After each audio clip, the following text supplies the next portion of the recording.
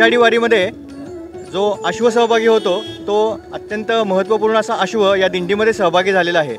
तर त्या अश्वाबरोबर असलेले काही आपले साधक त्यांच्याबरोबर आहेत, तर त्यांच्याकडनं आपण आता माहिती जाणून घेऊ। नमस्कार, या अश्वाबद्दल तुम्ही काय सांगाल?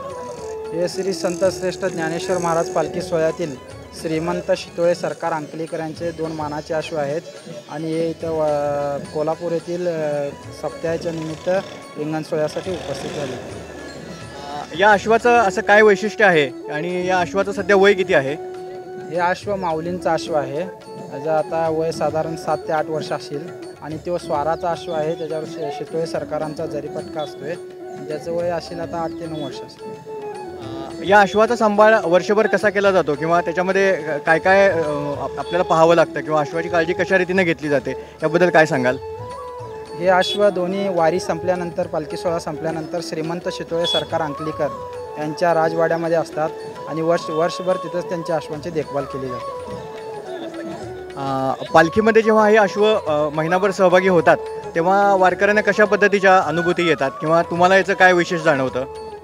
वारकऱ्यांच्यामध्ये म्हणजे माऊलींचा अश्व म्हणूनच सर्व वारकरी याला संबोधलं जातं आणि याच्यावर स्वतः माऊली ज्ञानोबा स्थानापन्न झालेलं असतं। आपण हा अश्व बघतोय, तर या प्रत्यक्ष या अश्वामध्ये ज्ञानेश्वर माऊली या अश्वामध्ये आहेत असं वारकऱ्यांची आणि भाविकांची श्रद्धा असते आणि त्या श्रद्धेनंच ते सहभागी होतात।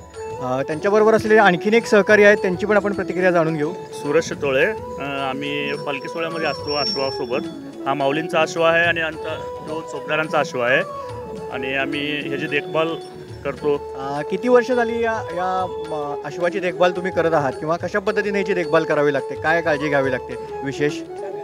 काय त्यांचं रोजचा दिनक्रम ठरलेला असतो। सकाळी त्यांना दाना दिला जातो, दुपारवरनं पाणी हे ते करून मी आता 10-15 वर्ष झाले अश्वांची सेवा करतो।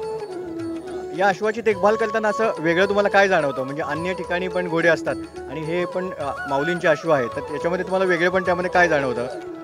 वेगळं म्हणजे एवढंच आहे आतमध्ये की माऊलींच्या अश्वांची सेवा करायला मिळणंच भाग्य आहे, हेच त्यातलं वेगळंपण आहे दुसरं। तर आपण बघू शकतो, हा माऊलींचा अश्व आहे आणि हा चोपदारांचा अश्व आहे।